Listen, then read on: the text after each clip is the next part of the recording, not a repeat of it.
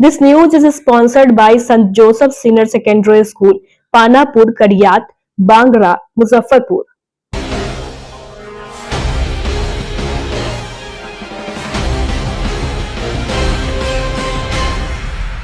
नमस्कार, स्वागत है आपका डे न्यूज में और दिन भर की तमाम अहम खबरों के साथ मैं हूं आरती सिंह। आगे बढ़ने से पहले आइए नजर डालते हैं आज की खास खबरों पर।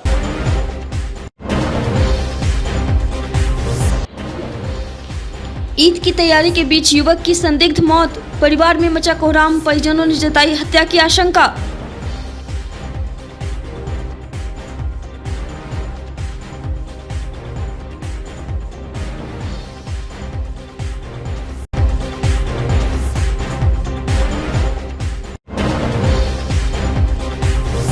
जेल से निकले युवक का मिला शव, प्रेम प्रसंग में हत्या की आशंका।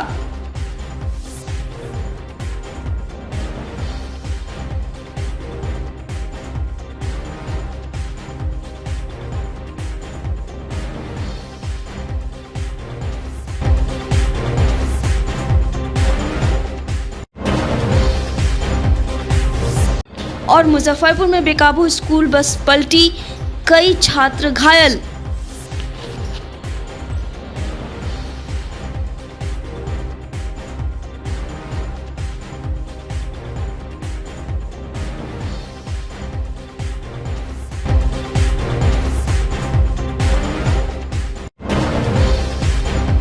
तो ये थी सुर्खियां और अब खबरें विस्तार से।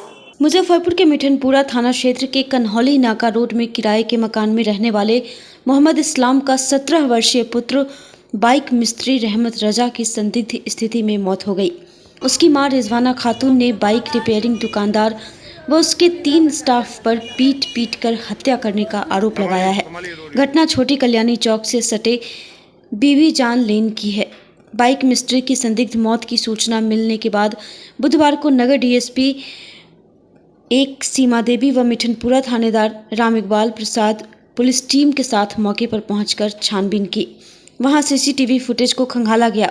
पुलिस का कहना है कि सीसीटीवी फुटेज में मृतक अपने दोस्तों के साथ कुछ देर के लिए गली में रुका है। वह अत्यधिक नशे में था। इसी दौरान उसका बैलेंस खोकर जमीन पर गिर गया। उसके सिर में पीछे चोट लगी थी। परिजन इलाज के लिए एसकेएमसीएच ले गए, जहां उसकी मौत हो गई है। मृतक की मां रिजवाना खातून के हत्या का आरोप लगाने के बाद पुलिस ने 3 दोस्तों को हिरासत में ले लिया है।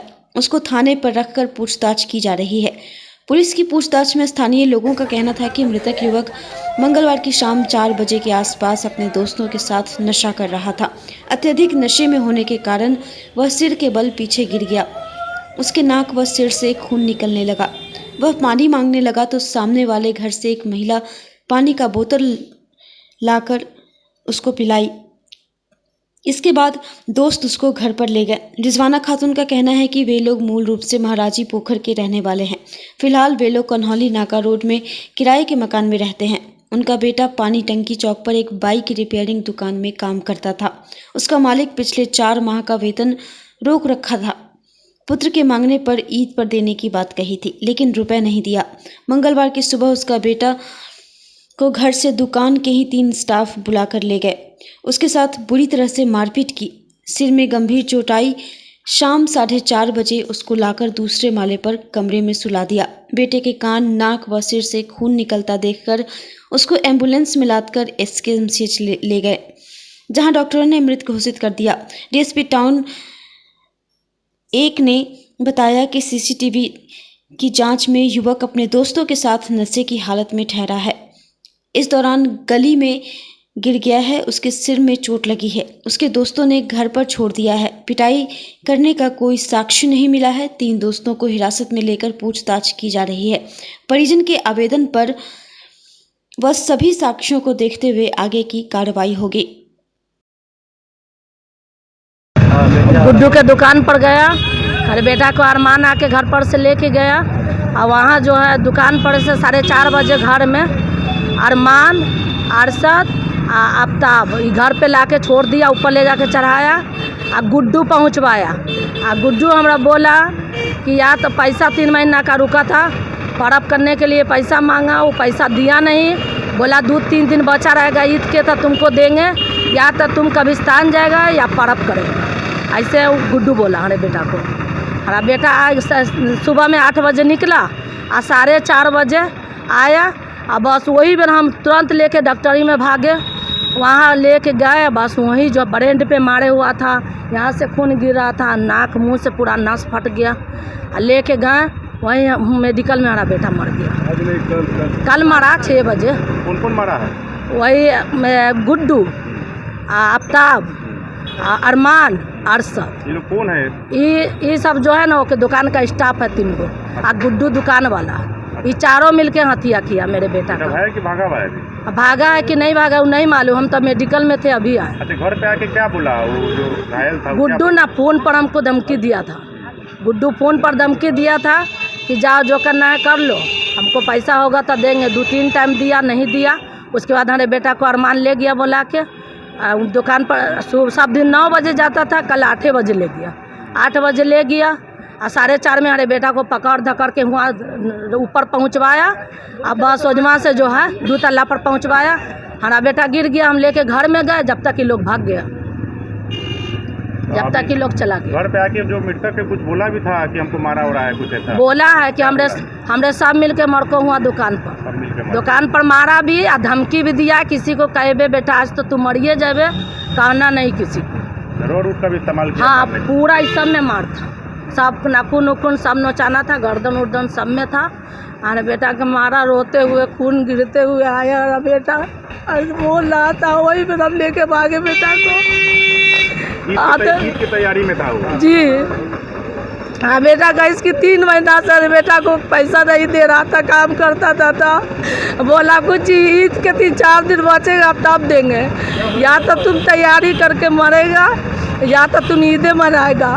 तारे बेटा को मार दिया ईद का तैयारी करके, बुरी तरीके से मारे हुआ। ये छोटी कल्याणी क्षेत्र है, हमारा मिठनपुरा थाना का पड़ता है, जिसके अंतर्गत सूचना मिली कि एक लड़के को SKMCH में भर्ती कराया गया, जहां उसकी मृत्यु हो गई है।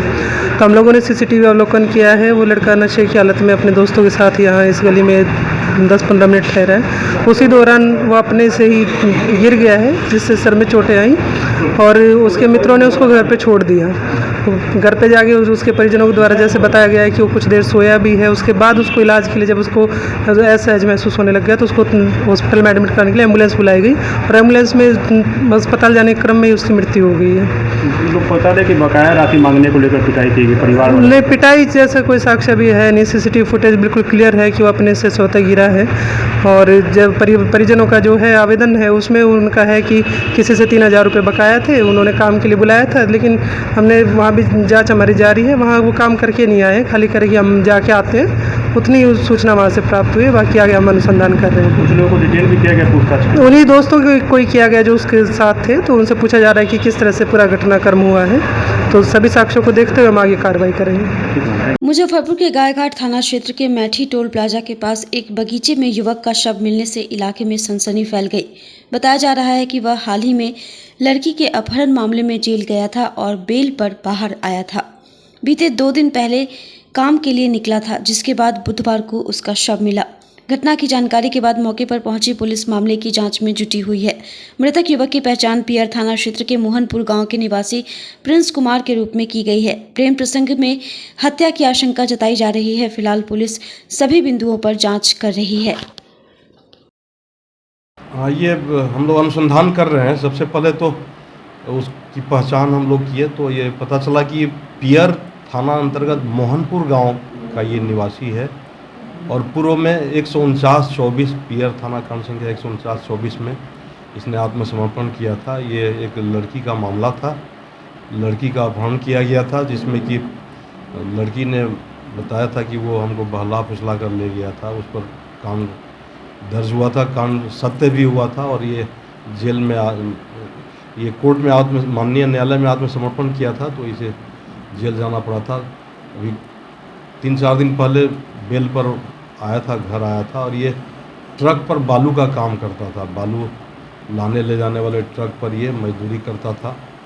लोग बता रहे हैं कि ये उसी सिलसिले में मजदूरी करने के सिलसिले में 2 दिन पहले गया था, लेकिन इसका dead body Maithi toll plaza के पास से प्राप्त किया गया है। अब आगे जो कानून सम्मत कार्रवाई है वो गायघाट थाना द्वारा की जा रही है। और अभी तक आवेदन प्राप्त नहीं हुआ है परिवार वालों से। आवेदन प्राप्त होने के बाद हम लोग फिर अग्रेतर कार्रवाई करेंगे। लेकिन परिजनों का सर एक कहना है कि मतलब वो जो है प्रेम प्रसंग में वो पहले भी झेल गया था और अब उन्हीं के द्वारा इसकी हत्या की गई। ये तो अनुसंधान का विषय है, अभी तक तो आवेदन भी नहीं प्राप्त हुआ है, लेकिन अनुसंधान के बाद ही हो सकता है कि ये ट्रक पर काम करता था, तो हो सकता है कि उस सिलसिले में कोई दूसरा भी कांड हो गया हो। लेकिन जब तक हम लोग अनुसंधान नहीं कर लेते हैं तो किसी बिंदु पर पहुंचना जल्दीबाजी लगता है। सभी बिंदुओं पर जांच की जाएगी। बच्चों को स्कूल ले जा रही एक बस मुजफ्फरपुर में पलट गई। इस हादसे में कई बच्चे घायल हो गए। घटना के बाद मौके पर हड़कंप मच गया। सूचना मिलते ही पुलिस घटनास्थल पर पहुंची और घायल बच्चों को अस्पताल भेजा गया। यह घटना मोतीपुर थाना क्षेत्र के नरियार नवादा मन के पास NH 27 पर हुई। जानकारी के अनुसार बुधवार की सुबह एक निजी स्कूल चंद्रशील विद्यालय की बस 35 बच्चों को उनके घरों से लेकर स्कूल जा रही थी, तभी अनियंत्रित होकर पलट गई।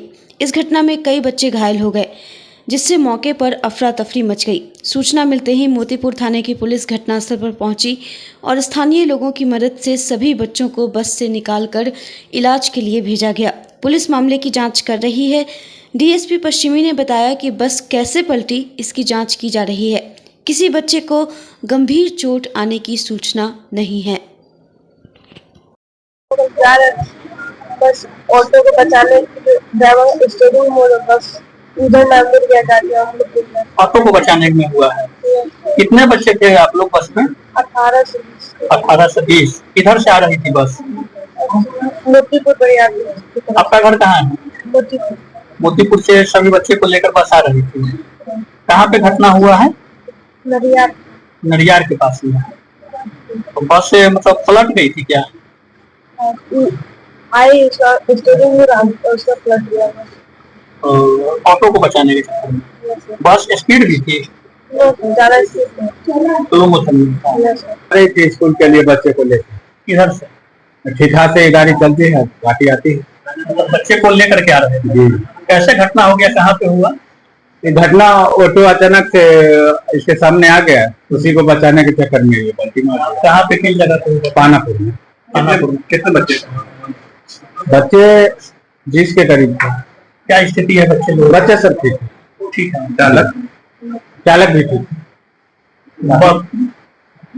कितने बजे सुबह में घटना हुई? ये सुबह करीब 8 बजे के करीब। बच्चे को लेकर के मोतीपुर साइड से आ रहे हैं। हाँ। सवारी कितने लोग बच्चे? 20 के करीब। 20। घायल भी कुछ बच्चे हैं अभी हॉस्पिटल में? हाँ, 3-4 बच्चे हैं जो आपके सामने। क्या इंजरी ज्यादा है या फिर नहीं, नॉर्मल है सर। तब 1-2 घंटे में डॉक्टर साहब रिलीज। फिटनेस सही नहीं है बस की क्या? नहीं, फिटनेस सब सही है। अचानक ऑटो सामने आ गई, उसको बचाने के चक्कर में गाड़ी काफी स्पीड थी? नहीं, बस स्पीड। स्कूल बस नरियार के पास से आ रही थी। उसका एक्सीडेंट हो गया है, जिसमें कि कुछ स्कूली बच्चे थे। कोई कैजुअलिटी नहीं है, बच्चे इलाजरत हैं। ओवर स्पीडिंग रीज़न था और सामने से एक गाड़ी भी आ रही थी, तो मे भी हो सकता है कि ओवर स्पीडिंग के कारण बस पलट गई। कितने बच्चे थे? लगभग 25 बच्चे थे, 20 से 25। अभी क्या हालत? सारे बच्चे इलाजरत थे। कुछ बच्चे काटी प्राथमिक उपचार केंद्र में हैं, कुछ SKMCH में, कुछ प्राइवेट हॉस्पिटल में हैं। आगे इसमें पुलिस का एक्शन क्या होगा? पुलिस ने FIR किया है और आगे हम लोग इन्वेस्टिगेशन करेंगे। मुजफ्फरपुर के देवरिया थाना के देवरिया पूर्वी बलिया नहर स्थित फाइनेंस कंपनी के कार्यालय में मंगलवार दोपहर 3 बदमाश पिस्टल के बल पर लूटपाट की। करीब 2 मिनट तक अपराधियों ने 3 फाइनेंस कर्मियों और 2 महिला ग्राहकों को बंधक बनाकर वारदात को अंजाम दिया। ड्रॉवर, अलमीरा आदि खोलकर अपराधियों ने कुछ नकदी निकाल ली। इसके बाद तीनों आराम से बाइक से फरार हो गए। लूटपाट की पूरी घटना का CCTV फुटेज वायरल हो रहा है। हालांकि देवरिया पुलिस ने दावा किया है कि गश्ती दल के पहुंचने पर तीनों अपराधी बाइक से फरार हो गए। मामले में देवरिया थानेदार राम विनय कुमार ने बताया कि दोपहर करीब 1 बजे एक बाइक पर सवार 3 बदमाश पिस्टल निकाल लूट की नीयत से फाइनेंस कंपनी के कार्यालय में घुसे। इस दौरान वह गश्ती गाड़ी से वहां से गुजरे। पुलिस की गाड़ी देखते और सायरन की आवाज़ सुन तीनों बदमाश भागने लगे। पुलिस ने पकड़ने के लिए उनका पीछा किया। लेकिन वे भागने में सफल रहे। थानाध्यक्ष ने बताया कि बदमाशों की पहचान कर ली गई है, तीनों को जल्द गिरफ्तार कर लिया जाएगा।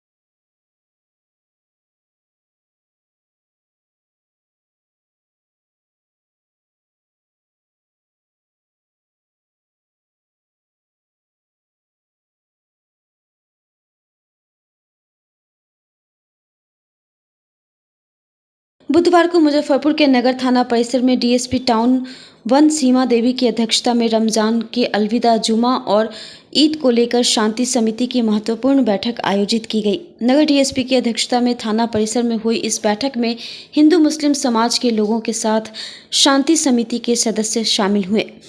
इस दौरान नगर डीएसपी सीमा देवी ने दोनों समुदायों से आपसी भाईचारे के साथ त्योहार मनाने की अपील की। उन्होंने अफवाहों से दूर रहने और किसी भी अप्रिय घटना से बचने का आग्रह किया। साथ ही चेतावनी दी कि गड़बड़ी करने वालों पर कड़ी कार्रवाई की जाएगी। डीएसपी टाउन ने बताया कि ईद का पर्व आपसी भाईचारे के साथ शांतिपूर्ण माहौल में मनाया जाएगा। इसे लेकर शांति समिति की बैठक नगर थाना में की गई। बैठक में जनप्रतिनिधि और शांति समिति के लोगों ने भाग लिया। बैठक में ईद के दिन शांति, भाईचारा और कानून व्यवस्था बनाए रखने के लिए संवेदनशील जगहों को चिन्हित कर अतिरिक्त सतर्कता बनाए रखने आदि विषयों पर विस्तार से चर्चा हुई। इसमें ईद को लेके कुछ हम लोगों ने पूछा है सदस्यों से कि क्या क्या एहतियात करते जाएँ जिससे शांतिपूर्वक तरीके से पर्व मनाया जा सके, रूट कहाँ डाइवर्ट करते हैं, नमाज कहाँ ज़्यादा व्यापक स्तर पे पढ़ी जानी है, तो सब मुद्दों को लेकर चर्चा हुई है जिसको आगे जो जॉइंट ऑर्डर निकलेगा उसमें ध्यान रखेंगे। मुजफ्फरपुर के चंदवाड़ा पानीकल चौक स्थित रॉयल ग्रैंड बैंक्वेट हॉल में इफ्तार का आयोजन किया गया। इस अवसर पर उपस्थित एक रोजेदार ने कहा कि मुसलमानों के लिए सबसे पवित्र महीना रमजान शुरू है। इस दौरान सभी मुसलमानों पर रोजे रखते हैं। इस महीने में इबादत करना अन्य महीनों के मुकाबले ज़्यादा फायदेमंद है। साथ ही यह भी कहा कि मुसलमानों की सबसे पवित्र किताब कुरान भी इसी महीने में नाजिल हुई। साथ ही रोज़ा खोलने के बाद की दुआ पढ़ने का खास महत्व इस्लामिक परंपरा में बताया गया है। मौके पर जफ़र अकील उर्फ बाबू, फिरोज़ खान उर्फ रूमी, चांद परवेज, मुजाहिद खान, अकरम खान, महबूब नैयर, शेरू अहमद, अरशद जाया, शशि कपूर, इमरान हुसैन समेत कई लोग इफ्तार पार्टी में मौजूद थे। रॉयल ग्रैंड बैंक्वेट हॉल नवाब रोड में दावती इफ्तार का आयोजन किया गया है। हर साल की भांति इस साल भी आयोजन किया गया है। तमाम देशवासियों को शुभकामनाएं देता हूं और रोज़ेदार और जो भी यहाँ हिंदू मुस्लिम हमारे भाई हैं सभी यहाँ आज दावती इफ्तार में हैं और सब एक गंगा जमुने की तहजीब है जो यहाँ आज दिखने को मिली है और देखने को मिलेगा और हम लोग का प्यार हमेशा यूँ ही बरकरार रहेगा। यहाँ कोई राजनीतिक है नहीं, यहाँ सब मिलजुल के एक साथ दावती इफ्तार का आयोजन करेंगे। ईद आने को लेकर क्या कहिएगा? ईद आने का तो बहुत उत्साह हम लोगों को, जिस तरह होली उस तरह ईद है। ईद में हम लोग का विशेष रहता है कि जितने भी मेरे हिंदू भाई हैं सब हमारे घर पे आते हैं और एक दूसरे से मिलकर ईद का त्यौहार मनाते हैं। हर साल हम लोग इसको ये करते हैं, हर साल हम लोग आयोजित करते हैं और हम लोग अल्हम्दुलिल्लाह यहाँ पे सब लोग मतलब कि गंगा जमुना तहजीब जो होती है यहाँ हम लोग इसको रखते हैं। हम लोग के दोस्त हैं, हर इसमें कास्ट में सब आते हैं, एक तरह से हम लोग यहाँ पर एंजॉय करते हैं। हर साल होता रहेगा और आइंदा भी होता रहेगा। Saint Joseph Senior Secondary School, Panapur, Kariyat, Bangra, Muzaffarpur, affiliated to CBSE 10+2. Co-education. The school maintains a very efficient team of teachers equipped with physics, chemistry, biology, maths and computer lab. Career-oriented classes through counseling from Standard 6. Skill development through yoga, dance and music. Route-wise vehicle facilities available. separate hostel facilities for boys and girls. School is always ahead in participating cultural, literacy and other similar activities both at city and state level. Our result in boards, IIT, PMT show our effort. Registration for admission is going on. Registration forms available on Lenin Chowk and Jalan Chhapra also. Muzaffarpur के सुस्ता माधोपुर स्थित शहीद Pramod BEd college से जमीन में रास्ता मांगा जा रहा है। साथ ही छात्र संघ के नाम पर 5 लाख रुपए मांगा जा रहा है। रास्ता और पैसा नहीं देने के कारण कुछ लोगों द्वारा बदनाम करने की कोशिश की जा रही है। ये बात कॉलेज के निदेशक श्याम नंदन यादव ने बुधवार को कॉलेज में आयोजित एक प्रेस वार्ता के दौरान कही। उन्होंने मीडिया के सामने अपनी बात रखते हुए बताया कि बिहार टीचर्स ट्रेनिंग संगठन के सचिव होने के नाते उनसे मेरे कॉलेज के अन्य कॉलेजों से भी 1-1 लाख रुपए की मांग की जा रही थी। इस मांग को पूरा न करने पर उन पर दबाव डाला जा रहा है कि वे न केवल खुद पैसे दें बल्कि दूसरों से भी यह राशि दिलवाएं। निदेशक ने आगे कहा कि कुछ छात्र छात्राएं जो फॉर्म भरने और सिंगल रूम में बुलाकर पैसे लेने का आरोप लगा रहे हैं, वे बिना पढ़ाई ही मास्टर बनना चाहते हैं। उनका कहना है कि वे राजनीति करते हैं, इसीलिए पढ़ाई नहीं करेंगे। श्याम नंदन यादव कुमार के अनुसार उनके इस विरोध के चलते ही कॉलेज को बदनाम करने की साजिश रची जा रही है। देखिए 19/3/2025 को 19 तारीख को हमारे बच्चा को कुछ लोगों ने प्रायोजित ढंग से यहाँ से ले जा कर के विश्वविद्यालय में ये कहवाया कि वहाँ बड़े पैमाने से वसूली की कार्य किए जा रहे हैं। 25-25 हज़ार रुपये मांगे जा रहे हैं। मतलब आपको समझ आया, जिसकी फीस ही 75,000 रुपया होगा उसको क्या 25,000 रुपया किसी को लगता है क्या? अब क्यों मांगेगा? क्यों ये परिस्थिति आई? यहाँ प्रायोजित ढंग से एक कार्य प्रारंभ की जा रही है बराबर इस कॉलेज के बारे में। एक तो सबसे पहली बात है कि एक बच्चा को निष्कासित किया गया है, उसमें भी कुछ बड़े लोगों का हाथ है जो उसको बहकावे में ले आए। आप लोग जानते हैं कि मेरा घर भी यहीं पर है। एक ठीक ठाक ज़मीन जोतने वाले के बेटा हम लोग हैं। आजकल सब चला हुआ है कि भाई हमको रास्ता चाहिए तो हमको कुछ ज़मीन चाहिए, जो तरह तरह की बात है। मैं उससे लोग इसको कॉलेज को रिलेटेड कर दिया है, जो एक बड़ा दुर्भाग्य है। लेकिन उस बच्चा को अंत में हम लोगों को निकालना पड़ा अनुशासनहीनता के आरोप में। कई मामले किए उस बच्चों ने, पश्चात सुनते थे, बहुत तरह तरह की बात थी। वही बच्चे के आड़ में अभी के बच्चे जो आए हैं उनका कुछ जो प्रशिक्षण है वो पूरा नहीं था। तो स्वाभाविक है कि फॉर्म 700 बच्चों का फॉर्म भरा रहा है। हमारे पास 4 वर्षीय इंटीग्रेटेड भी है, 2 वर्षीय बीएड भी है। राजनीति में कहा गया है कि आप ना पढ़िएगा, आप टीचर बन जाइएगा, नेता है तो फिर राजनीति कर लीजिए, प्रशिक्षण मत लीजिए। तो उनको भी बहकावे में लाया गया और आपको बेछू प्रश्न करते हैं। अगर हमारे अलावा अगर हम यहाँ के नहीं होते तो बहुत लोग ही कह रहा था कि ये दे दीजिएगा तो हम इसको विड्रॉल कर लेंगे। अरे भाई, ये काम कौन करने जाएगा कि आप ये दे दीजिएगा, ये ले लीजिएगा, है कि नहीं? तो ये चल रहा है प्रायोजित ढंग से। हमको कहीं 20 फीट रास्ता दे दीजिए ज़मीन का तो हम इसको विड्रॉल कर लेंगे, मैं इसको जानने वाला हूँ। कोई कह रहा है कि हमको 5 लाख रुपया दिलवा दीजिए, हम लोग छात्र संघ के हैं, तो ये लड़का चुप हो जाएगा। अरे भाई, कौन लोग मांग रहे हैं 5 लाख? अरे भाई, जो आपके जो पहले जो हड़ताल हुए थे उनके साथे जो लोग बैठे हुए थे वो अपने आप को बड़ा नेता समझते थे छात्र संघ के। मैं उसका नाम नहीं लेता, सोचेगा कि हम बड़ा अथी और हम बड़ा आदमी हो गया, मेरा नाम ले रहा है। आप लोग खुद समझ रहे हैं, डिमांड में किया जाता है पैसा। हाँ, पैसे का हमको सब। और आपको बता दें, हम बिहार टीचर्स ट्रेनिंग एसोसिएशन के सेक्रेटरी है पूरे बिहार के। तो इनका कहना था कि पूरे महाविद्यालय से आप हमको कम से कम 1-1 लाख रुपया दिलवाइए, हम लोग संघ चलाते हैं छात्र का। अरे भाई, हमारा बाबूजी के जमींदारी में कोई बसा हुआ है? काहे देगा आपको कॉलेज चला रहा है?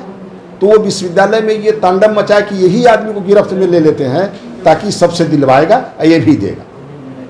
बस मामला यहाँ ये था। ये जो आरोप लगाया गया है लड़कियों के द्वारा कि सिंगल अंदर रूम में बुलाया गया, 25-25 हज़ार रुपया दिया गया और रसीद नहीं दिया गया, ये इस आरोप में कितना सच्चाई है? आपको बता दें, एक भी बच्ची से भी पूछ लीजिए अगर आप भी यहाँ पर बैठ करके कोई काम कर रहे हैं, सिंगल रूम में वहाँ महिलाएं भी बैठी हुई है, जो महिलाएं हैं फॉर्म भर रही है, फॉर्म चेक कर रही है, एक बार में तो 5 बच्चों को घूस नहीं दे देगी, एगो 2 बच्चा जाएगा।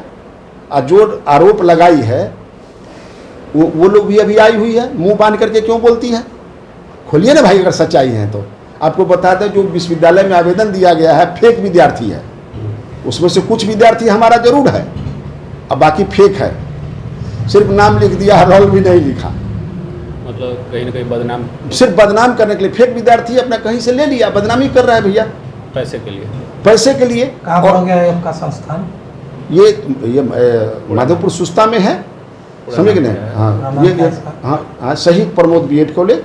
बुधवार को मुजफ्फरपुर के कालीबाड़ी रोड स्थित बालाजी हनुमान मंदिर के प्रांगण में बालाजी हनुमान मंदिर समिति की एक अहम बैठक आयोजित की गई, जिसकी अध्यक्षता जय किशोर गुप्ता और संचालन सुनील कुमार ठाकुर ने किया। इस अवसर पर पूर्व के कमेटी के द्वारा आय व्यय का ब्यौरा कोषाध्यक्ष राजकुमार राजपाल ने दिया व पिछले साल का प्रतिवेदन अमरिंदर कुमार अमर ने दिया। उसके बाद सर्वसम्मति से वर्ष 2025-26 के लिए नई कमेटी का गठन किया गया, जिसमें सर्वसम्मति से अध्यक्ष राकेश तिवारी, उपाध्यक्ष कौशल किशोर, महासचिव प्रमोद शाह एवं सचिव चंद्र प्रकाश गुप्ता उर्फ चंदन और कोषाध्यक्ष राजकुमार राजपाल को मनोनीत किया गया। साथ ही मीडिया प्रभारी राजू भोजपुरिया को मनोनीत किया गया। समिति ने निर्णय लिया कि इस बार हनुमान मंदिर के मुख्य यजमान संजीव कुमार श्रीवास्तव सपत्नी होंगे।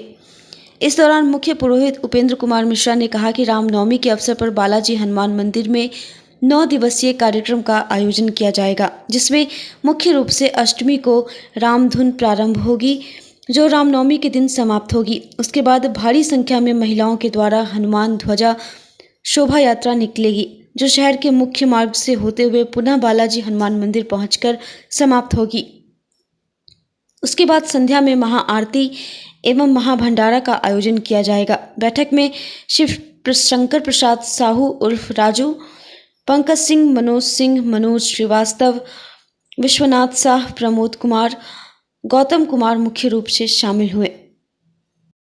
बालाजी हनुमान मंदिर कालीबाड़ी रोड तिरपोखरिया स्थित बालाजी के प्रांगण में आज रामनवमी महोत्सव 2025 का अहम बैठक हुई, जिसमें पिछले वर्ष के कमेटी के द्वारा आय व्यय का ब्यौरा दिया गया है, जिसे सभी ने एक मत से स्वीकार किया है, अनुमोदित किया है। उसके बाद इस बार बालाजी हनुमान मंदिर ऐतिहासिक रूप से रामनवमी महोत्सव मनाने जा रही है, जो इस बार राम जन्मभूमि बनने के बाद दूसरी बार जन्मभूमि मतलब ये रामनवमी है। तो ये एक ऐतिहासिक कार्यक्रम यहाँ पर नए कमेटी के द्वारा किए जाएगी, जिसमें सर्वसम्मति से इस बार अध्यक्ष श्री राकेश तिवारी जी को, महासचिव श्री प्रमोद शाह जी को तथा सचिव श्री चंद्र प्रकाश उर्फ चंदन जी को मनोनीत किया गया है। कोषाध्यक्ष पूर्व के भांति इस बार भी राजकुमार राजपाल कोषाध्यक्ष है, और इस बार मीडिया प्रभारी के लिए सर्वसम्मति से राजू भोजपुरिया का नाम प्रस्तावित किया गया है। इस बार का सबसे बड़ी मतलब रामनवमी का ये रहेगा कि महिलाओं के द्वारा बृहत रूप से ये कमेटी के द्वारा लोगों को आमंत्रित भी घर घर जाकर आमंत्रित किया जाएगा कि अधिक से अधिक महिलाएं इसमें शामिल हो और अपने रामलला के जन्म महोत्सव को धूमधाम से मनावे। यही बालाजी हनुमान मंदिर का कार्यक्रम है। अब यहाँ से आप बताइए सर, आगे क्या कार्यक्रम है? आज बालाजी मंदिर के प्रांगण में रामनवमी को लेकर के अहम बैठक हुई, जिसमें विभिन्न योजनाओं का क्रियान्वयन किया गया और उसमें निर्णय लिया गया है कि इस बार जो है बहुत धूमधाम से बालाजी हनुमान मंदिर के तरफ से प्रोसेशन का भी आयोजन किया जाएगा और भव्य तरीके से इस बार पूजा का आयोजन करने का विधि विधान है। आप बोलिए सर जी। माता जानकी की ये मिथिला जन्मभूमि, जहाँ प्रभु श्री राम का विवाह हुआ था, उस मिथिला की पावन धरती पर ये कालीबाड़ी रोड में बालाजी मंदिर आज पहचान का मोहताज नहीं है। पूरे उत्तर बिहार में इस मंदिर की प्रसिद्धि पाई हुई है और यहाँ इस कमेटी में जो समर्पित त्यागी लोगों की संख्या असंख्य है और उन लोगों ने आज बैठक किया है श्री जय किशोर गुप्ता जी की अध्यक्षता में और सर्वसम्मति से नई कमेटी 2025-26 के लिए बनाई गई है, जिसकी चर्चा हमारे पूर्व सचिव जी ने प्रस्तुत की है। इस वर्ष सबसे पहले 101 महावीरी झंडा के साथ महिलाओं का प्रोसेशन आगे बढ़ेगा। रामदयालु स्थित निजी विवाह भवन में शिव गुरु पर एक संगोष्ठी का आयोजन किया गया, जिसमें शिव को गुरु मानने वाले सैकड़ों लोग शामिल हुए। शिव गुरु परिवार की रीता शर्मा, जिलाध्यक्ष सुरेंद्र पासवान और जिला सचिव अरविंद कुमार गुप्ता ने कहा कि आज के परिवेश में जहां व्यक्ति का मूल आचरण बिल्कुल बदल रहा है, वो भी सही गुरु के अभाव के कारण, तो ऐसे में साहब श्री हरदानंद जी महाराज ने हम लोगों को एक आधार दिया है कि भगवान हमारे शिव गुरु हैं।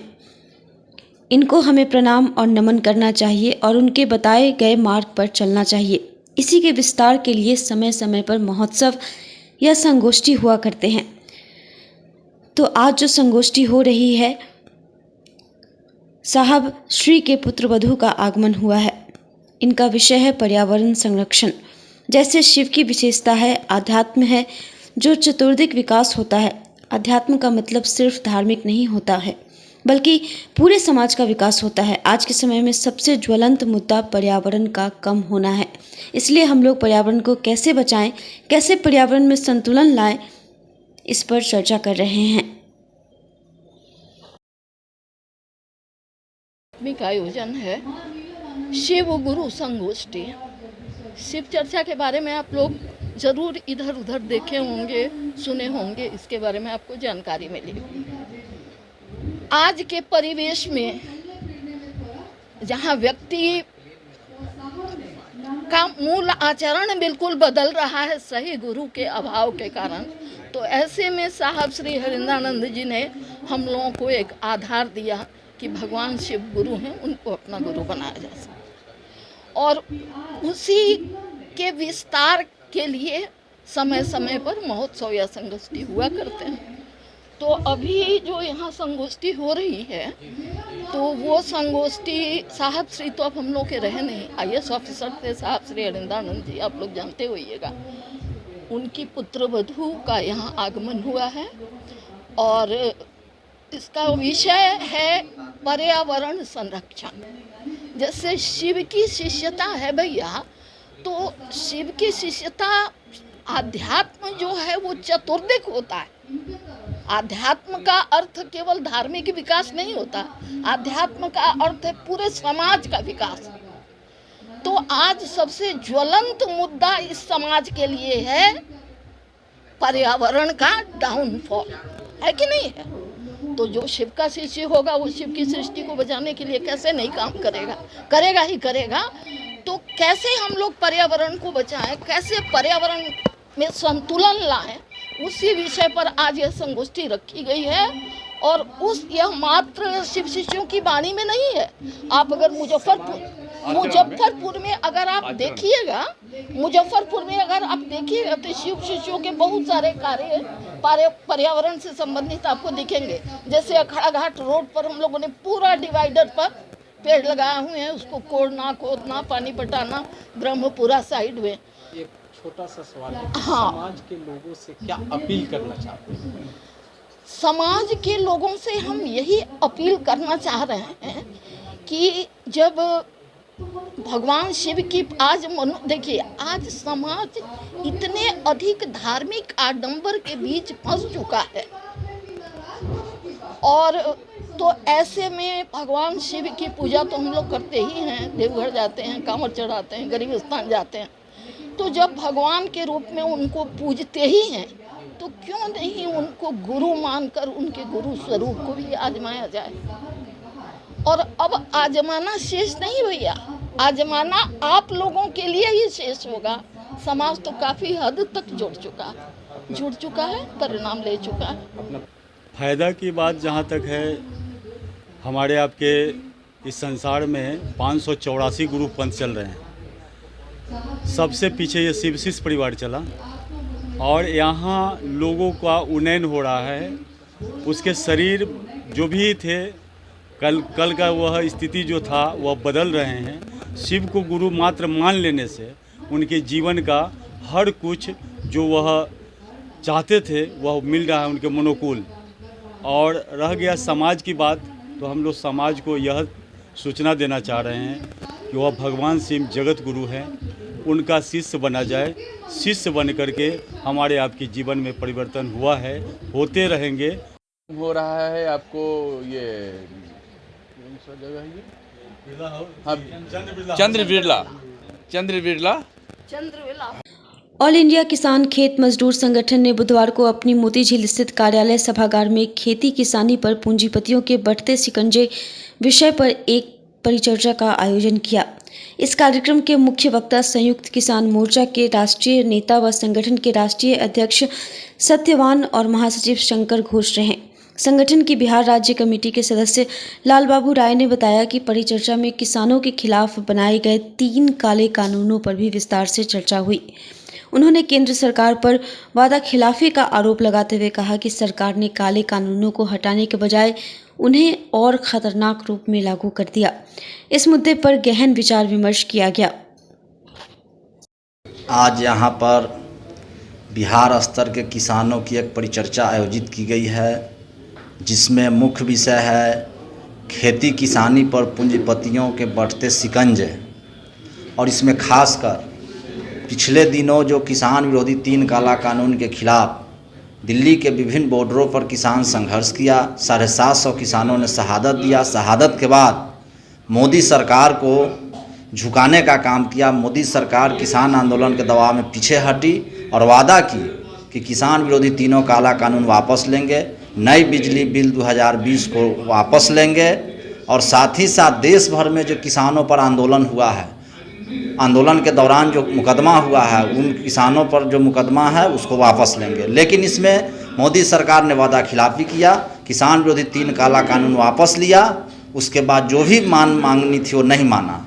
फिर से पिछले दरवाजे से मोदी सरकार एक नया कानून, नई कृषि बाजार विपणन नीति 2024 का मसौदा लाई है, जो पिछले कानून से भी और ख़तरनाक है।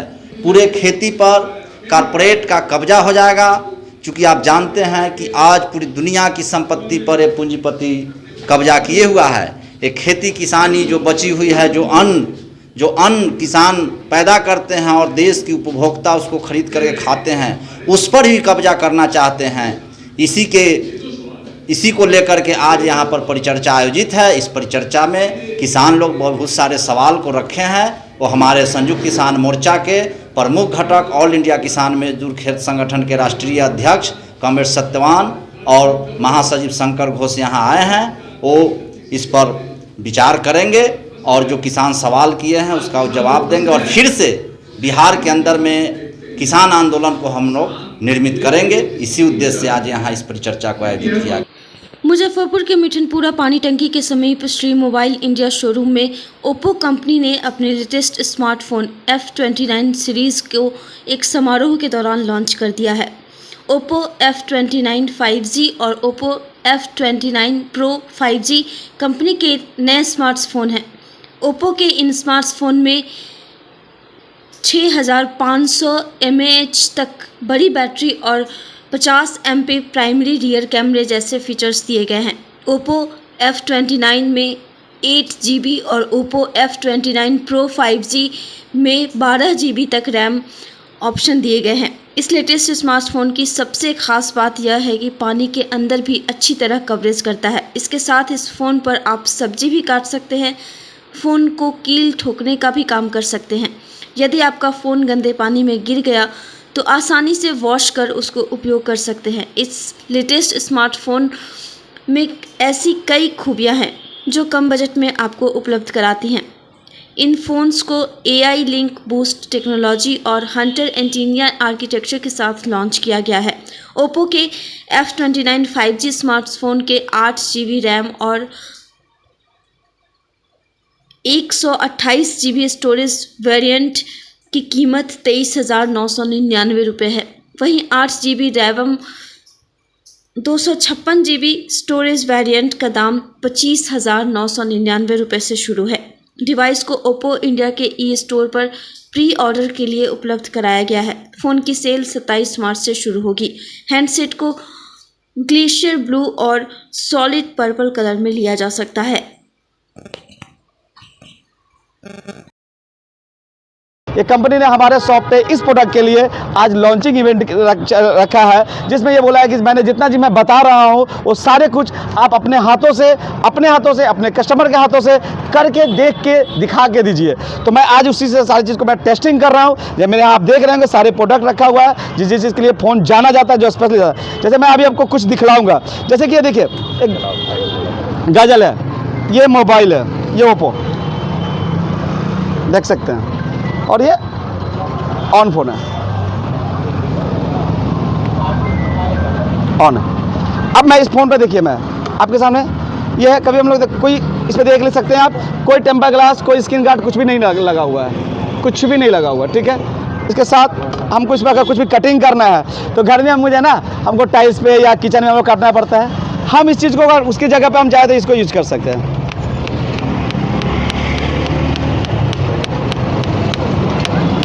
फ़ोन चल रहा है, देखिए कोई स्क्रैच नहीं है, फ़ोन चल रहा है।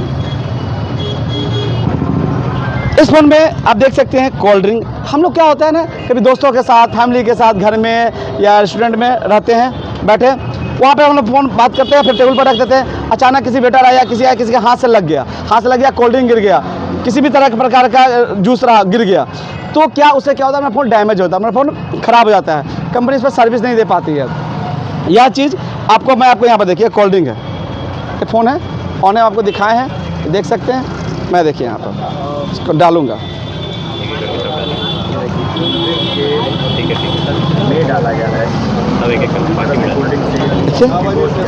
ये हो गया। अब देखिए मैं लिम्का, ये देखिए चार्जिंग जैक, स्पीकर, मैं सब पे डाल रहा हूँ, चारों तरफ से मैं डालूंगा, पानी में गिर जाएगा, सब मैं करूंगा।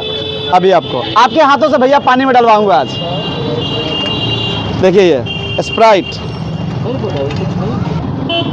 देखिए मैं इसको भी डाल रहा हूँ,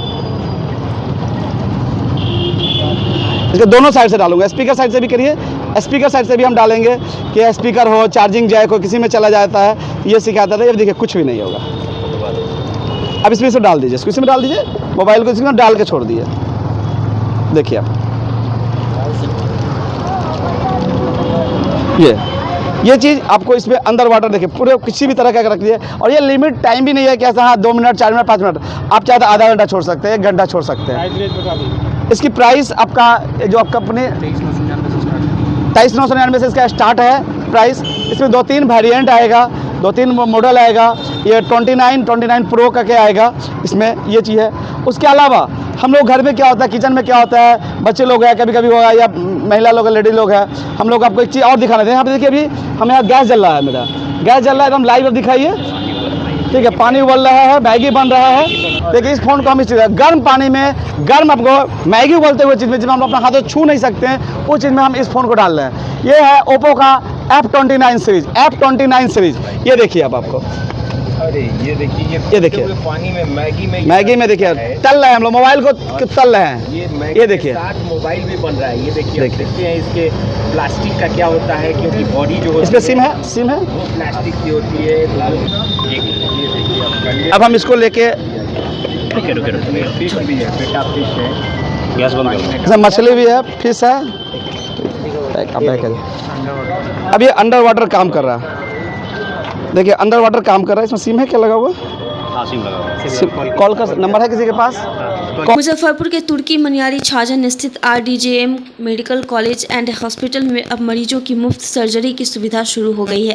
पहले से ही बेड चार्ज माफ था और अब मुफ्त जांच, मुफ्त बेड, मुफ्त भोजन के साथ साथ सर्जरी भी मुफ्त कर दी गई है। मेडिकल कॉलेज के प्रबंध निदेशक राजीव शर्मा ने बताया कि पहले एक सर्जरी की कीमत 1,500 रुपये थी, लेकिन अब अधिक से अधिक लोगों तक स्वास्थ्य सुविधाएं पहुंचाने के लिए इसे पूरी तरह माफ़ कर दिया गया है। उन्होंने बताया कि 900 बेड की क्षमता वाला यह अस्पताल 250 से अधिक डॉक्टरों से सुसज्जित है। यहाँ 13 ऑपरेशन थिएटर हैं जो आधुनिक तकनीकों और नवीनतम मशीनों से लैस हैं। बेहद कम खर्च में मरीजों को उच्च गुणवत्ता वाला इलाज उपलब्ध कराया जा सकता है।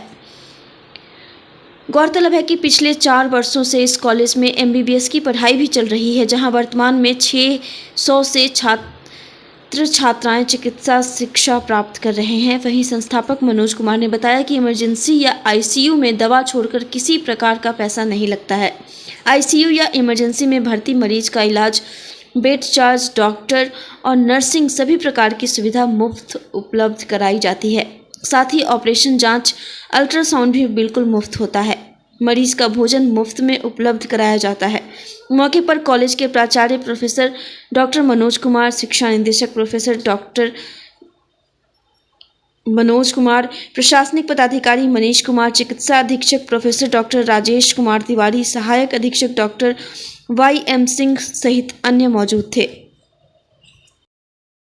आज आप लोग जो यहाँ आए हुए हैं RDJ मेडिकल कॉलेज एवं अस्पताल में, ये पिछले 4 वर्षों से 4 बैच हम लोग 150 बच्चों का MBBS की पढ़ाई के लिए ले रहे हैं। अभी कुल मिला के 600 बच्चे यहाँ पर इस कैंपस में MBBS की पढ़ाई कर रहे हैं। इसके साथ साथ हम लोगों का 900 बेड का हॉस्पिटल है, 250 से ऊपर डॉक्टर उपलब्ध हैं यहाँ पर, और हम लोग बहुत ही कम पैसा, न के बराबर पैसा लेके यहाँ पर मरीजों का इलाज कर रहे हैं।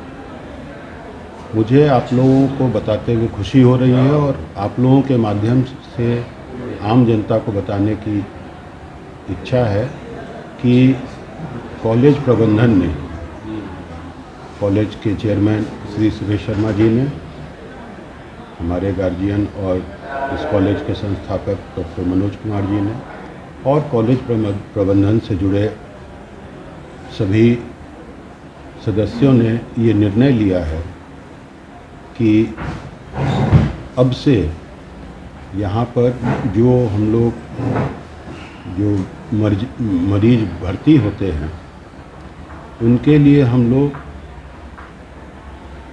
अगर कोई ऑपरेशन है तो पहले हम लोग उसमें 1500 रुपया लिया करते थे किसी भी तरह के ऑपरेशन में, वो भी हम लोगों ने 1500 रुपया भी वेव कर दिया है। अब हम लोग किसी भी तरह का ऑपरेशन जो होगा वो यहाँ पर मुफ्त करेंगे।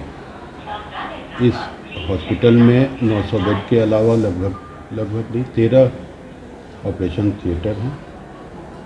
नई मशीनें आ रही हैं। हम लोगों का निरंतर प्रयास है कि बेहतर से बेहतर सुविधा हम लोग यहाँ के मरीजों को, यहाँ के लोगों को दे सकें, पहुँचा सकें। इसी कड़ी में हम लोगों ने ज़्यादा से ज़्यादा उपयोग हो सके इस संस्थान के इंफ्रास्ट्रक्चर का, मशीन का, हमारे कुशल डॉक्टर्स का, उसके लिए हम लोगों ने ये निर्णय लिया कि बेड चार्ज तो हम लोग पहले से ही नहीं लेते थे, तो जो भी हमारे यहाँ भर्ती मरीज होंगे उनका बेड चार्ज मुफ्त होगा, उन्हें मुफ्त में भोजन दिया जाएगा। अगर सर्जरी है तो वो सर्जरी मुफ्त की जाएगी। इसके अलावा कोई जांच है तो वो जांच भी हम लोग फ्री करेंगे। एक्सरे अगर है तो एक्सरे में हम लोग बाज़ार दर जो है उसका 75% डिस्काउंट करेंगे, क्योंकि उसमें कुछ प्लेट वगैरह का खर्च आता है। 25% पे हम लोग एक्सरे करेंगे। आयुष्मान भारत से छूटे हुए जो लाभार्थी हैं, बहुत सारे लोग हैं जो कि केंद्र की इस योजना से जुड़े हुए हैं, लेकिन आए दिन हम लोगों के पास वैसे मरीज भी आते हैं, उनके परिजन आते हैं जो कहते हैं कि हम लोगों के पास आयुष्मान का कार्ड नहीं है, आयुष्मान योजना में हम लोग जुड़े हुए नहीं हैं। तो कॉलेज का, अस्पताल का ये सोच है कि वैसे मरीजों को भी हम लोग उसी योजना के तहत जो सुविधा मिलती है वो सुविधा उपलब्ध कराएं। आज की खबरों में बस इतना ही। कल फिर मिलेंगे कुछ नई खबरों के साथ। तब तक के लिए हमारी न्यूज टीम को दीजिए इजाजत। नमस्कार। Saint Joseph Senior Secondary School, Panapur, Kariyat, Bangra, Muzaffarpur, affiliated to CBSE 10+2. Co-education. The school maintains a very efficient team of teachers equipped with physics, chemistry, biology, maths and computer lab. career-oriented classes through counseling from Standard 6, skill development through yoga, dance and music, route-wise vehicle facilities available, separate hostel facilities for boys and girls. School is always ahead in participating cultural, literacy and other similar activities both at city and state level. Our result in boards, IIT, PMT show our effort. Registration for admission is going on. Registration forms available on Lenin Chowk and Jalan Chhapra also.